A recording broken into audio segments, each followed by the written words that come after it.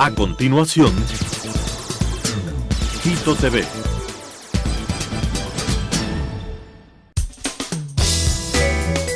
Clasificación A. Apto para todo público.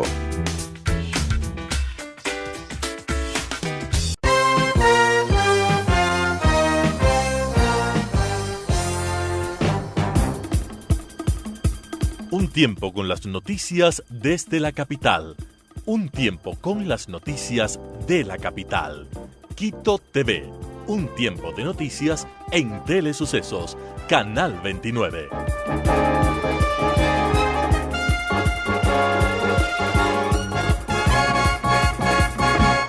Bienvenidos a una emisión más del programa Quito TV. El conteo de votos sigue avanzando y los resultados oficiales proporcionados por el Consejo Nacional Electoral, Elecciones Seccionales 2019, se van publicando. La capital de los ecuatorianos ya tiene alcalde. Jorge Yunda estará frente al municipio de Quito durante 4 años a partir del 24 de mayo. Pero, ¿quién es Jorge Yunda?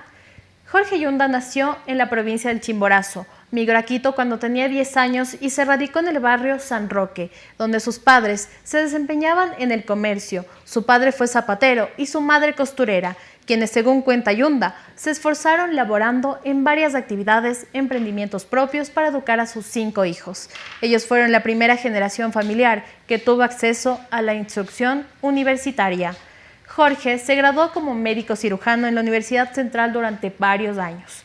Ejerció su profesión en diversos hospitales públicos, entre ellos Hospital Eugenio Espejo, la Maternidad Isidro Llora, entre otros. Pero a la par de su vocación médica, desde la época colegial, Jorge trabajó en su proyecto de comunicación radial, desempeñándose como radiodifusor en varias emisoras de Quito, hasta que a partir del año 2001 emprendió proyectos de comunicación propios creando la marca Canela.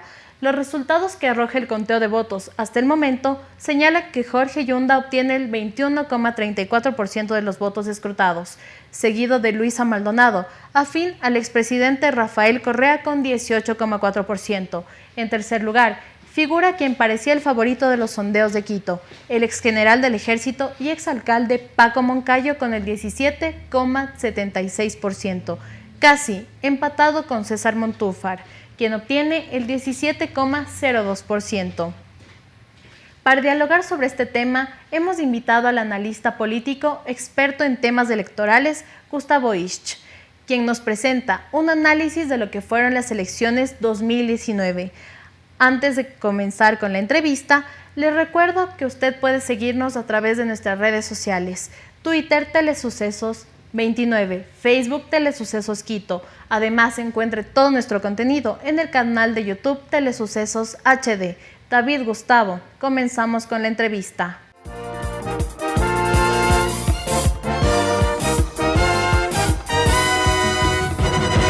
¿Qué tal, amigos? Bienvenidos a Quito TV, el espacio de la ciudad.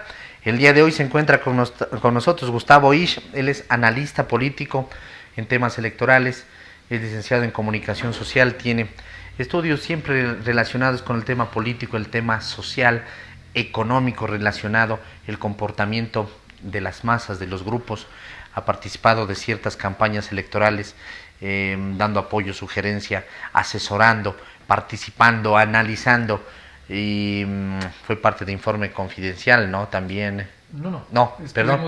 Estuvieron en algún momento en alguna capacitación. Nos hemos topado en algunas campañas, pero no he sido parte de Informe Confidencial. Bueno, bienvenido, Gustavo, ¿cómo ha pasado? Bien, muchas gracias por la invitación, un placer estar aquí. Se ha acabado un proceso electoral con elecciones seccionales para alcaldes, concejales municipales, prefecto y viceprefecta, o prefecta y viceprefecto, ¿no? El tema que fue algo que no se había dado antes, que es la elección de los consejeros del Consejo de Participación y Control Social. Y bueno, empecemos haciendo un análisis de la pre-campaña, porque antes de la campaña electoral, y sobre todo en Quito, nuestro programa se llama Quito TV y lo llamamos el espacio de la ciudad, hubieron ciertos candidatos, ciertos movimientos que venían trabajando no los 45 días de campaña, sino que algunos ya seguramente un año y medio, 2 años. Entre ellos está el doctor Jorge Yunda también, que ha sido electo como alcalde de la ciudad. Y eso significa que ese trabajo que él lo venía haciendo puerta a puerta, simplemente en época de campaña, fue, digamos, respaldado, fue un poco más acompañado ya por parte de la campaña y la maquinaria electoral, y consiguió los resultados que se consiguieron. Esa pre-campaña, ¿cómo se dio? Bueno, en medio de un contexto sumamente complicado, de unos niveles de polarización, de fragmentación política y antagonismos bastante acendrados, es una campaña sui generis en muchos aspectos, o sea, a cuenta de la apertura a la participación, de la ampliación de los derechos democráticos. Tuvimos una campaña en la que participaron finalmente 280 organizaciones entre partidos y movimientos, más de 81.000 candidatos, lo cual, lejos de hablar bien del sistema democrático, es un contrasentido en un país como el nuestro, con 13.260.000 electores. Solamente en el caso de Quito, 7 de los 18 candidatos a la alcaldía obtuvieron menos del 1% de la votación, cada uno de ellos.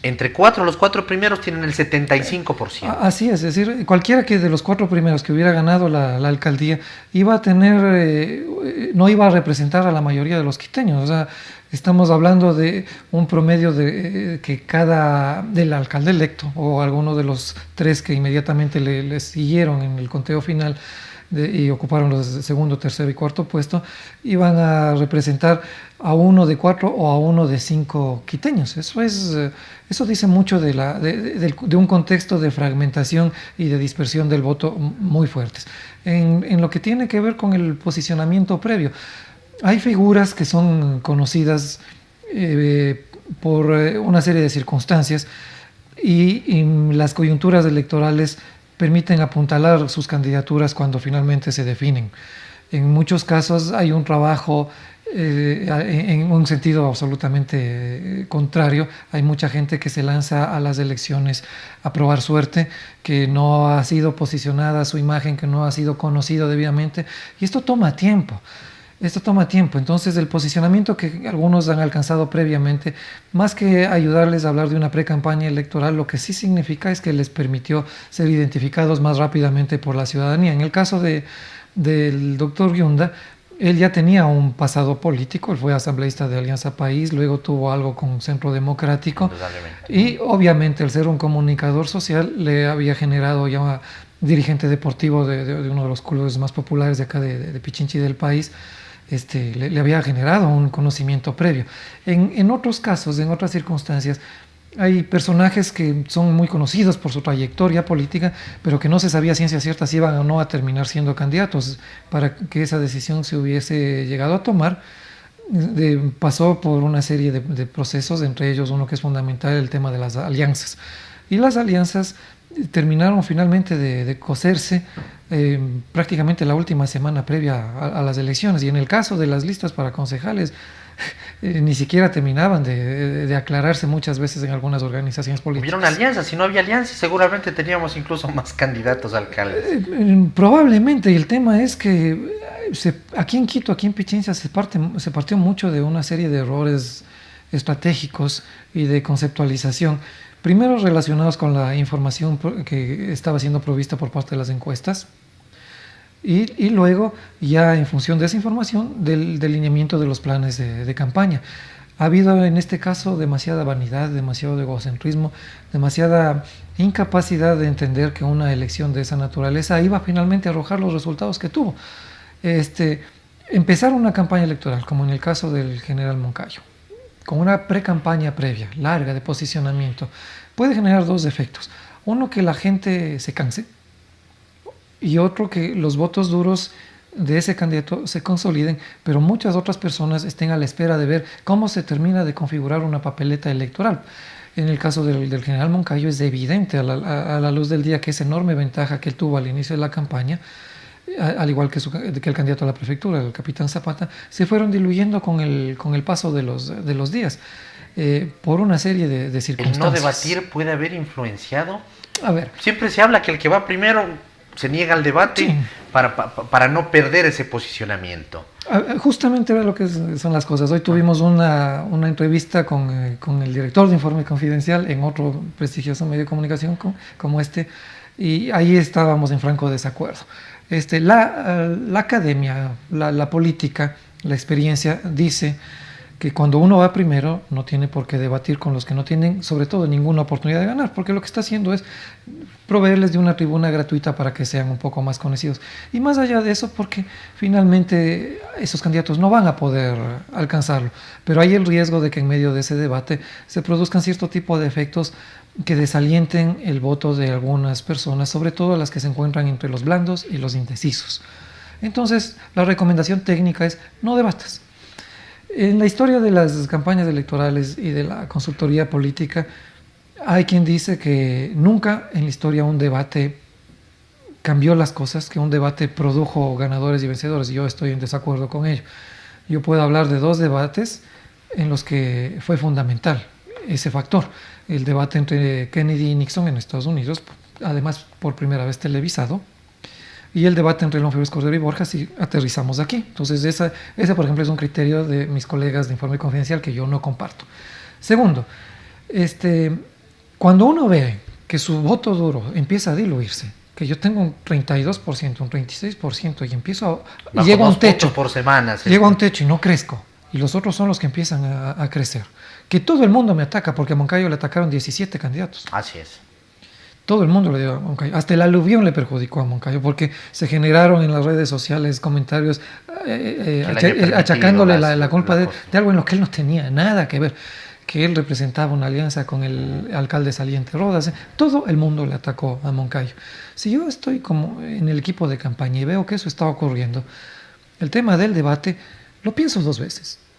Lo pienso 2 veces porque digo, a ver, hay el riesgo de que sí, yo me equivoque en el debate y puedan crecer mis enemigos. En este caso, ¿quiénes son los que están más cerca? Pero tengo que preguntarme si el debate es una necesidad ciudadana, o es una demanda ciudadana, o una demanda de un grupo de la sociedad que no influye electoralmente, más allá de que sea respetable y de que una democracia plena permita, obligue éticamente a que los candidatos debatan, para que las propuestas sean conocidas. Porque aquí se emitió mucho voto sin saber qué mismo estaban proponiendo los candidatos. Mucha gente puede haber pensado también que el general Moncayo siempre fue un demócrata, como él se vendió. Siempre fue partícipe de los debates, y en algún momento dijo no debato, y hay gente que dijo me ha defraudado este candidato. Sí, ¿cuánto pesó? Y se pasó hacia César Montúfar, que venía subiendo, pero sin quitarle votos a Luisa Maldonada y a Jorge Yunda, que estaban por el otro lado de la vereda caminando. Yo creo que el efecto de no debatir con alguien como César Montúfar, por ejemplo, es mínimo. Más bien ahí le habría hecho un enorme favor a Montúfar. Pero yo sí habría debatido con el doctor Yunda, por ejemplo. El doctor Yunda iba segundo. Y todos los que estábamos en este proceso electoral, como asesores, como consultores, como observadores, como estrategas, todos sabíamos, a partir de la información de las encuestas, que el doctor Yunda iba segundo. Que la distancia entre él y Moncayo era muy grande. También lo sabíamos. También sabíamos que había mucha indecisión. Luego, también el tema de la indecisión, cuando se producían encuestas en territorio, y le preguntábamos a la gente por quién va a votar, y decían, no, todavía no sé. Y el dato era superior al 70%.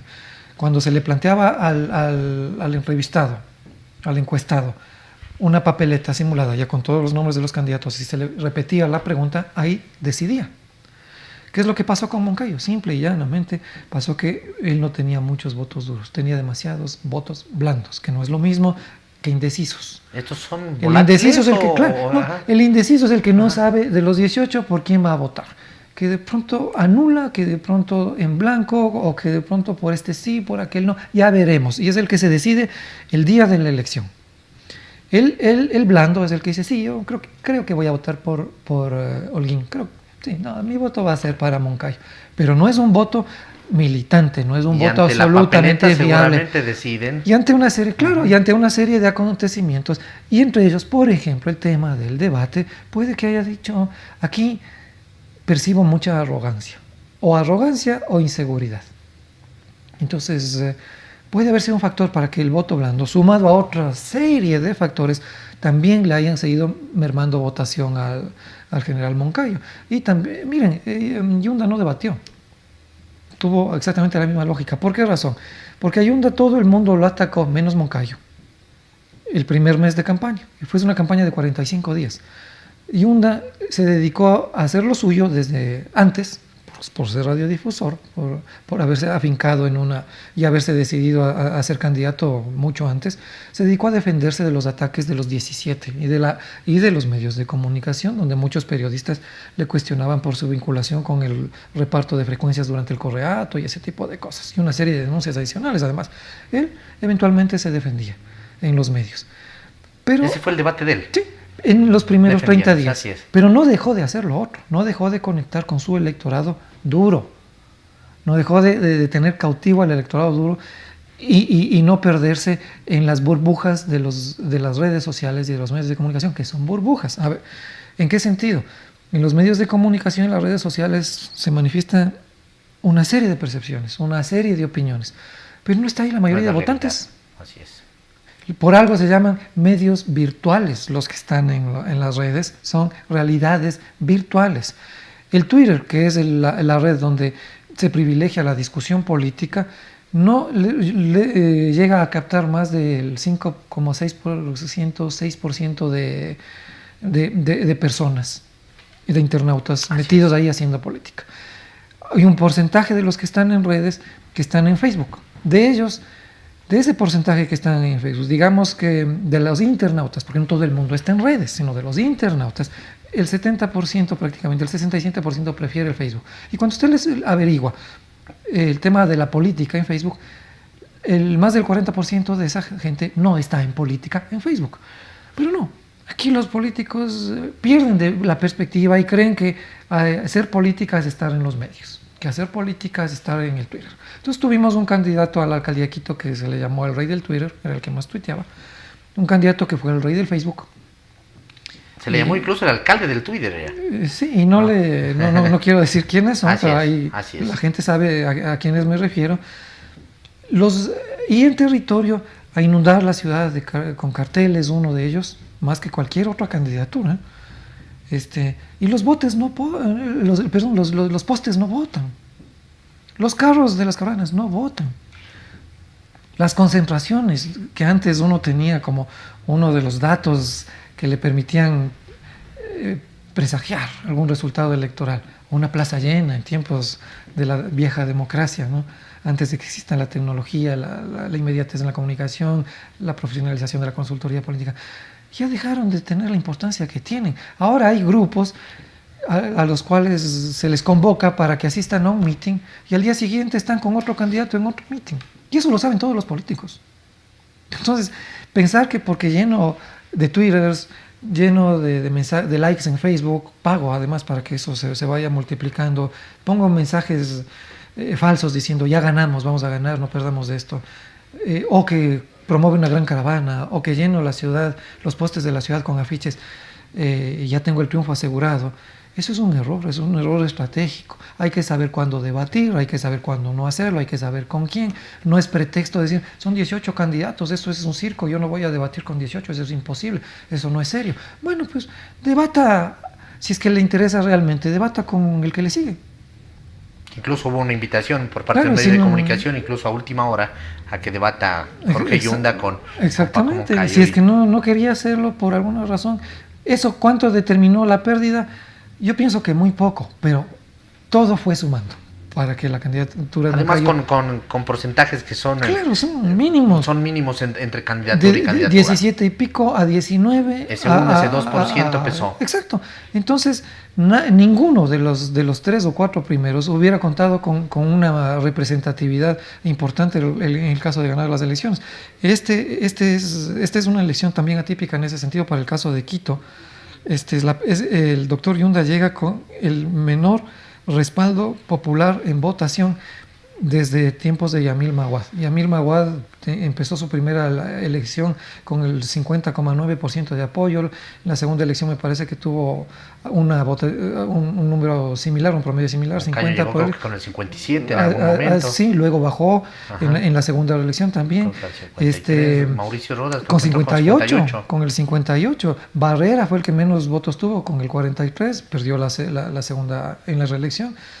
Y esta tiene el 21, casi ni siquiera ya ajusta al 22%. Entonces estamos hablando de que va a ser muy cuesta arriba generar una administración adecuada porque los otros sectores no se sienten representados. ¿Qué pasa con esa conformación del Consejo Municipal? Y resulta que ahí también es atípico, porque el candidato más votado, en este caso Jorge Yunda, seguramente va a entrar con 2 o máximo 3 concejales. Tiene 3. Mientras que Luisa Maldonado, que es la segunda más votada, aparentemente va a haber un bloque de 9 concejales. Esto habla de que, primero, los votos no son endosables, o sea, Jorge Yunda no endosó a sus concejales, pero en cambio Luisa Maldonado súper endosó sus votos para tener 9 concejales. ¿Cómo lo podemos medir? ¿Cómo lo podemos analizar este efecto que está? A ver, ahí ocurre que los candidatos a la concejalía de Maldonado tuvieron más votos que ella. Y por eso tienen el número de candidatos a la concejalía que tienen. Eso habla de que hay también una suerte de dispersión de intereses muy, muy particulares, muy locales, muy focalizados en quienes ganaron esas elecciones para la concejalía. En cambio, que el voto de figuras fuertes ligadas al correísmo, como el caso de Maldonado, como el caso de Pavón, tienen un voto duro fijo desde desde la campaña electoral, pero que ligado al correísmo indica que sigue disminuyendo. A ver, Correa tenía un voto duro, o el correísmo tenía hasta el 2014 un voto duro de alrededor del 30-35%. Cuando desde el 2014 empiezan a perder las elecciones, luego pierden la presidencial, Correa se refugia en el ático, en Bélgica, Correa no desaparece. Pierden la presidencial, perdieron. Claro, por supuesto. Correa, al menos eso dicen los resultados electorales. Correa no desaparece del escenario. Y hay también nuevamente un cálculo político y un manejo político estratégicamente muy ambiguo por parte de muchas tiendas electorales. Utilizan a Correa para medirse con él, para debatir con él, para pelearse con él, para hablar de él, para revivirlo constantemente en redes y en medios. Y ninguno hace nada en territorio. Y Correa siempre seguía vigente en redes, en medios y en territorio. Entonces se produce sí, con respecto a Correa mismo, un debilitamiento de su imagen, pero sigue estando ahí. Y Correa como líder genera un nivel de aprecio, un nivel de influencia que, por ejemplo, no es capaz de generar Guillermo Lasso, que no es capaz de generar ni de lejos Paco Moncayo, que no ha sido capaz de generar ni siquiera el propio presidente de la República. Es una disciplina, ¿no? No, y es la figura del liderazgo. El elector, el partido político, el adherente, el simpatizante, el elector, el voto duro, el voto blando, que ve en los liderazgos gente firme, gente consistente, gente que es todo lo contrario, que no es líder, que a lo mucho es un buen gerente, pero no un buen político, no un líder político. Vean ustedes que en las elecciones incluso se manifiesta ese proceso con el voto de muchas personas que en algunas circunscripciones, incluso aquí en Quito o fuera de Quito, no les importa que un candidato tenga problemas con la justicia, que un candidato esté enjuiciado por la Contraloría, no solo enjuiciado, sino que sancionado por la Contraloría, y le siguen votando. 1 de cada 5 personas siguen siendo fieles a esa tendencia, un poco más, ¿no? Un poco más. En el caso de Correa estamos hablando, si miramos las votaciones ahora, estamos hablando de alrededor de un 15%.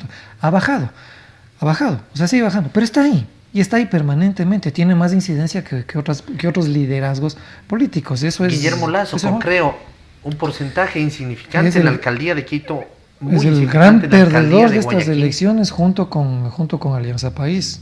La Alianza País liderada por el presidente de la República. Miren ustedes ahí a lo que yo me estoy refiriendo cuando hablo de liderazgos. Una cosa es Correa en Alianza País, una cosa es Correa con la 5 y otra cosa es Lenín Moreno con lo que quede de Alianza País. Así de simple.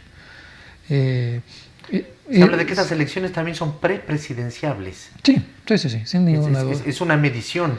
Posiblemente Jaime Nebot, que se habla como una figura fuerte para encabezar el Partido Social Cristiano, buscará un líder aquí en Quito dentro de esa gama de no líderes, porque indudablemente nadie tiene un apoyo consolidado, consistente, sobre todo aquí en la capital. Bueno, Nebot es un tipo muy hábil, muy consistente políticamente, ha aprendido mucho, tiene una experiencia enorme. Nebot no es de los que se equivoquen. Yo no daría por descontado, no daría por hecho que él va a ser el candidato a la presidencia, pero tampoco lo descarto. porque a él no ha necesitado ser presidente de la República, ni siquiera ser candidato en los últimos periodos para tener la influencia que tiene a nivel nacional. Ahora, he visto unos titulares de prensa muy desacertados, unas percepciones muy desacertadas. Vi un medio impreso que tituló Correa se toma Quito, porque ganan la prefectura y quedan segundos en la alcaldía. Por favor, miren los porcentajes. Era una organización que ganaba, pero 7-1 las elecciones. Desde el 2014 empiezan a perder las elecciones y ahora apenas alcanzan a tener un 20% de en Manabí gana de la prefectura, pero en cambio la alcaldía de Portoviejo es ganada por un social cristiano. Entonces es en el lado del correísmo, claro. En el lado de la derecha ideológica fuerte. El gran perdedor sin duda es Creo y es Guillermo Lasso, pero de cabo a rabo en todo el país es una pérdida brutal, que ya venía de algún modo siendo anunciada, ni siquiera ha sido capaces de controlar adecuadamente su bloque parlamentario. En cambio, el socialcristianismo se consolida, se recupera en estas elecciones. Pero pierden Tungurahua, y no es que pierden por poco. Tungurahua era un bastión para el socialcristianismo. Pierden largo. Pierden, es una paliza la que reciben en Tungurahua. Pierden en el Azuay, no tienen nada en Pichincha.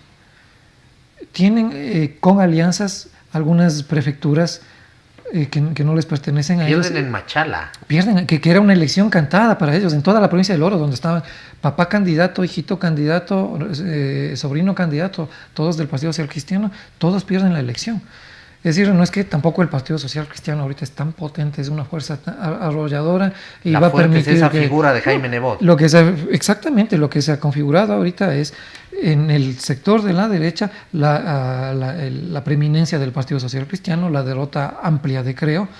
En el centro izquierda, ¿qué tenemos? Tenemos a Pachacutic con 6 prefecturas, 20 alcaldías, a Democracia Sí con 5 prefecturas, 26 alcaldías. Es decir, hay una presencia de la centroizquierda que es bien importante y que no está siendo considerada, no está siendo tomada en cuenta en algunos reportes de medios de comunicación. Hay que tener muy en cuenta eso, porque en una elección del 21 y Democracia Sí, que fue bastante fuerte en un determinado momento. Luego se invisibilizó y ahora parece que se recupera. Y Democracia Sí, que viene a ser la nueva fuerza emergente del país, porque a Democracia Sí le reconocen legalmente como organización en mayo apenas. ¿Viene a cubrir el espacio que fue Avance en algún momento? Más o menos, por supuesto. Más o menos esa puede ser la figura.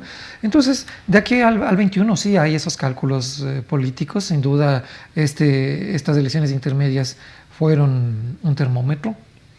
Y vamos a ver lo que pasa. Esos triunfalismos, esas actitudes de no sujetarse bien a los números. Una cosa, además, es cómo medimos el respaldo real que tenemos, que tienen los políticos, que tienen los candidatos. Puede uno tener 5 prefecturas, puede uno tener 8. ¿Ya? ¿Cuántos votos en total suma eso? O sea, en un país de 16 y pico de millones de habitantes, con un poco más de 13 millones de electores, ¿cuánto le significa al Partido Social Cristiano el éxito que ha tenido en las circunscripciones, en las ciudades, cantones donde ha ganado? ¿Cuánto le supone a Creo donde ha ganado? ¿Cuánto le supone a Democracia Sí donde ha ganado? ¿Cuánto le supone a Pachacutic donde ha ganado? ¿Cuánto le supone al correísmo? Entonces que no digan que el correísmo ha resurgido, que el correísmo ya ganó, o que ya Nebot presidente. O sea, hay que tener un poquito más de cabeza fría, seriedad, para analizar las cosas y ver qué es lo que va a ocurrir. Todavía va a pasar mucho tiempo de aquí al 21. Es como de tener una elección a la vuelta de la esquina, sí, pero cada día en política las cosas van cambiando. ¿Qué pasa con los que salen? Ya hemos hablado de Jaime Nebot, sale de la alcaldía de Guayaquil, tiene muchas posibilidades posiblemente de ser un candidato presidenciable. Él lo decidirá, él sabe medir, como usted lo dijo, en base a la experiencia muy bien los momentos políticos. Creo que lo ha aprendido a hacer de esa manera. ¿Qué pasa con Mauricio Rodas, que deja el Consejo Municipal? ¿Le hizo bien tal vez no participar en esta elección? Aunque con los porcentajes que tuvieron, capaz que se reelegía. Mauricio Rodas sale con un poco más del 70% de gente en contra y entre el 21 y el 22% de respaldo. Si uno mide, tiene más respaldo que Montúfar, tiene más respaldo que Olín, tiene más respaldo que Corral, tiene más respaldo que Solines. habría estado entre los opcionados. Entonces, ¿por qué? Entre otras razones, por la enorme dispersión que hubo y la incapacidad de los políticos de ciertas tendencias para ponerse de acuerdo y generar una alianza, una campaña única que les habría permitido fácilmente captar la alcaldía de Quito y la prefectura de Pichincha. Así es. Queremos agradecerle por haber estado aquí. Creo que hemos hecho un análisis sobre todo con lo que pasó aquí en Quito, en la capital. Este espacio llega a Quito y sus alrededores y creo que es importante que la gente conozca un poco un análisis más profundo dentro del punto de vista técnico, sociológico, político de lo que pasó aquí en Quito, en la capital, con esos acomodos de fuerza desde la precampaña, con nombres como Andrés Páez, que se cayeron en un momento, que aparecían en precampaña, que tenían un porcentaje bajo y que nunca participaron, Mauricio Pozo, que delegó, digamos, quiso hacer una alianza, no hubo el respaldo, pero de todas formas el Partido Social Cristiano lanzó una candidata a la alcaldía, y luego la baraja, porque eso ya fue prácticamente el juego entero de la baraja, ¿no? O sea, podíamos jugar 40 con los candidatos a alcaldes y a prefectos. Así es. La baraja de opciones que existió y con los resultados que ya conocemos. Queremos agradecerle por haber estado aquí. Muchísimas gracias por la invitación, Marlene, y un saludo siempre a la teleaudiencia. A la orden, nos seguiremos invitando porque esto se van a seguir dando movimientos políticos, porque el tiempo pasa volando y en el 2021, desde el 2020, el próximo año ya estaremos hablando de las presidenciales. Así es. Gracias. Sí, un placer amigos, estar aquí. Que pasen bien, a la orden. Hasta la próxima.